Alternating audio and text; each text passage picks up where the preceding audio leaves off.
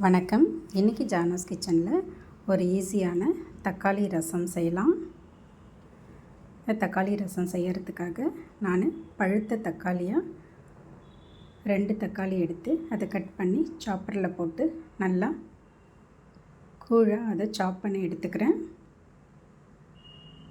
இந்த மாதிரி நல்லா குழைய அதை சாப் பண்ணி எடுத்துக்கலாம்.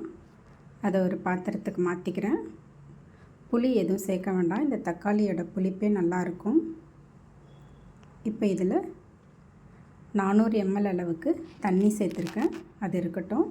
ஒரு உரலில் 1 ஸ்பூன் மிளகு, 1 ஸ்பூன் சீரகம், 1 ஸ்பூனுக்கு தனியா சேர்த்துருக்கேன். இது கூடவே ஒரே ஒரு வரமிளகாவும் 5-6 பல் பூண்டும் தோலோடு சேர்த்து இந்த மாதிரி ஒன்றும் பாதியமாக நசுக்கி எடுத்துக்கிறேன். கோர்ஸாக நசுக்கினா போதும்.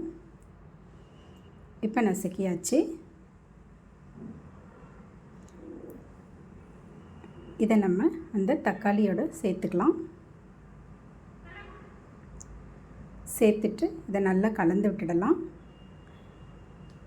ரொம்ப ஈஸியாக செஞ்சிடலாம் இந்த ரசத்தை. இப்போ இது கூட 2 சிட்டிகை மஞ்சள் தூள், டேஸ்ட்டுக்கு தகுந்த மாதிரி உப்பு சேர்த்துருக்கேன். சேர்த்து நல்லா கலந்து விட்டுறேன். இந்த கலவையை அப்படியே ஸ்டவ்வில் வச்சு ஸ்டவ்வை மீடியம் ஃப்ளேம்லேயே வச்சு இதை நுர பொங்கி வர அளவுக்கு கொதிக்க வச்சுக்கலாம். ரொம்ப கொதிக்க வேண்டாம். இந்த மாதிரி பொங்கி வரும் பொழுது ஸ்டவ் ஆஃப் பண்ணிடலாம். இப்போ இதை தாளிச்சுக்கலாம். 1 ஸ்பூன் எண்ணெயில் கொஞ்சமாக கடுகு போட்டிருக்கேன். கடுகு வெடித்ததும் 2 வரமிளகாய் போட்டிருக்கேன். பெருங்காயத்தூள் கொஞ்சம் நிறைய சேர்த்துக்கலாம்.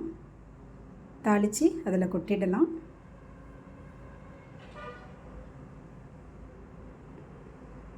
இப்போ இது கூட கொஞ்சமாக கருவேப்பிலையும் கொத்தமல்லியும் சேர்த்து கலந்து விட்டுடுறேன்.